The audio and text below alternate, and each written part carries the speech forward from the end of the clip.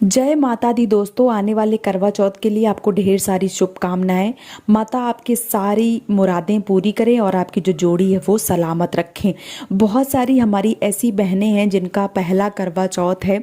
उन्होंने पहला करवा चौथ का जो व्रत है वो रखा है और उनको नहीं पता है कि जो व्रत है उसका पारण कैसे करना चाहिए, कैसे जो चीज़ें हैं वो चढ़ानी चाहिए, क्या करना चाहिए क्या नहीं करना चाहिए।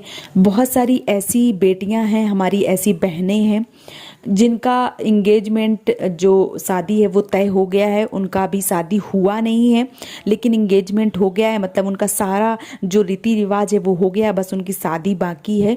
तो बहुत सारी ऐसी बहनें हैं जो शादी के पहले ही करवा चौथ का जो व्रत है वो रखना चाहती हैं।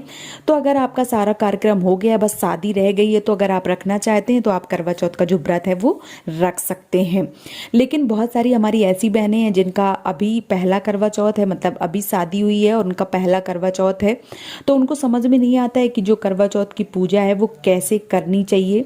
तो आज के वीडियो में मैं आपको बताऊंगी कि अगर आपका पहला करवा चौथ है तो आपको कैसे पूजा करनी चाहिए, क्या पहनना चाहिए, किस तरीके से आपको जो चंद्र भगवान है उनकी पूजा करनी चाहिए, कौन सा जो सामान है वो रखना चाहिए।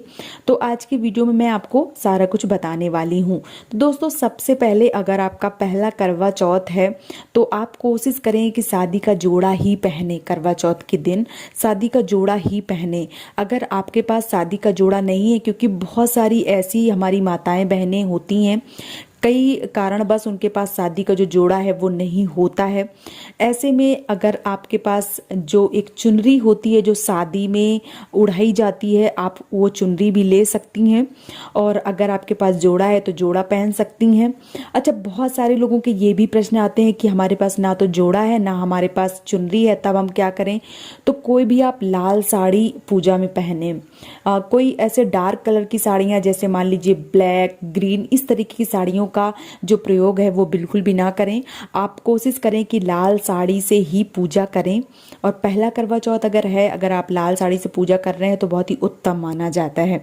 तो आप लाल साड़ी से ही पूजा करें। अगर आपके पास शादी का जोड़ा नहीं है तो, अगर आपके पास शादी का जोड़ा है तो आप बेशक शादी का जो जोड़ा है वो जरूर पहने।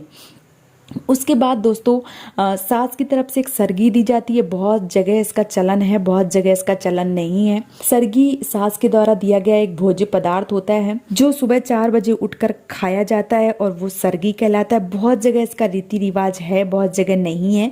अगर आपके यहाँ है तो आप इस सरगी को जरूर ग्रहण कीजिए। सरगी कोई जरूरी नहीं है कि आप करें, अगर आपके यहाँ रिवाज होता है तो जरूर करें। और सरगी का कोई पूजा में कोई ऐसा नहीं है कि कोई पूजा में भेद है, क्योंकि हमारा ऐसा होता है कि जब सूर्य भगवान निकलने से पहले ही दिन की जो दूसरे दिन की शुरुआत है वो नहीं होती है। हिंदू धर्म के अनुसार अगर सुबह हो जाती है, सूर्य भगवान आ जाते हैं, तो जो दिन है वो प्रारंभ हो जाता है। और 4 बजे जो, अगर वैसे तो मान लो कि 12 बजे रात से ही दिन दूसरा लग जाता है, लेकिन हिंदू धर्म के अनुसार सुबह 4 बजे तक जो हमारा दूसरा दिन है, मीन्स जैसे मान लीजिए कि आज मान लीजिए आज संडे है और सुबह अगर 4 बजे आप खा लेते हैं तो वो संडे में ही काउंट किया जाएगा हिंदू धर्म के अनुसार। वैसे 12 बजे के बाद दूसरा दिन लग जाता है। तो बहुत सारे लोग सुबह 4 बजे उठ के खा लेते हैं ताकि उनको भूख प्यास जो है वो पूरा दिन, क्योंकि निर्जला व्रत रखना पड़ता है, तो उनको भूख प्यास ना लगे, इस वजह से सरगी का जो सेवन है वो किया जाता है। अगर आपके यहाँ खाया जाता तो आप इसको खा सकते हैं। उसके बाद दोस्तों, आपको सारा सामान लेना है पूजा का और आपको बहुत ही अच्छे से तैयार हो जाना है। आपको 16 श्रृंगार जो है वो करने हैं। अगर आपके घर में कच्ची जगह है तो आप गोबर से लीप लीजिए। गाय का गोबर मिल जाता है तो बहुत ही अच्छी बात है। और अगर आपका घर पक्का है तो आप वहाँ पे गंगा जल से शुद्ध कर लीजिए और उसमें जो अष्टदल कमल है, कलश है, वो सारा उस पर विराजमान कर लीजिए और कैलेंडर चिपका दीजिए। और माता गौरी, शंकर और भगवान जो गणेश हैं उनकी प्रतिमा जो है वो बना लीजिए, वहीं पे रख लीजिए। और वहाँ पे आपको एक चंद्र भगवान की जो प्रतिमा है वो बनानी पड़ेगी। वो आप ऐपन से बना सकते हैं। ऐपन मतलब जो चावल का आटा हल्दी डाल के उसका जो घोल है वो ऐपन होता है, तो आप उस ऐपन से चंद्रमा भगवान का जो मूर्ति है वो आप बना सकते हैं। उस तरीके से आप बना लीजिए और आपको उस पर पूरा जो पूजा विधि है वो करना है।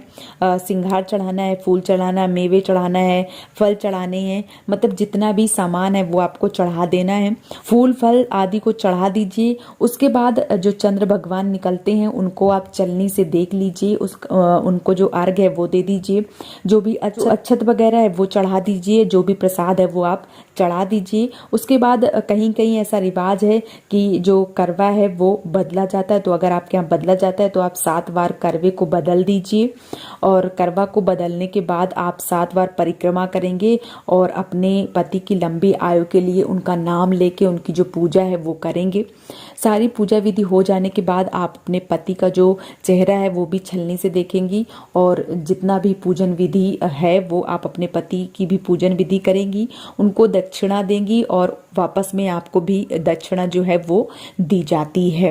तो दोस्तों आप जैसे मैंने बता दिया इस तरीके से आपको जो पूजा विधि है वो कर लेना है और आपको इन सारी चीज़ों का ध्यान रखना है।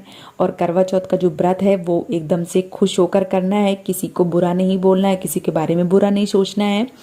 और जो आपकी करवा चौथ है वो बहुत ही शुभ हो, बहुत ही मंगलकारी हो एंड आप अखंड सौभाग्यवती हो। एंड करवा चौथ की आपको ढेर सारी शुभकामनाएं।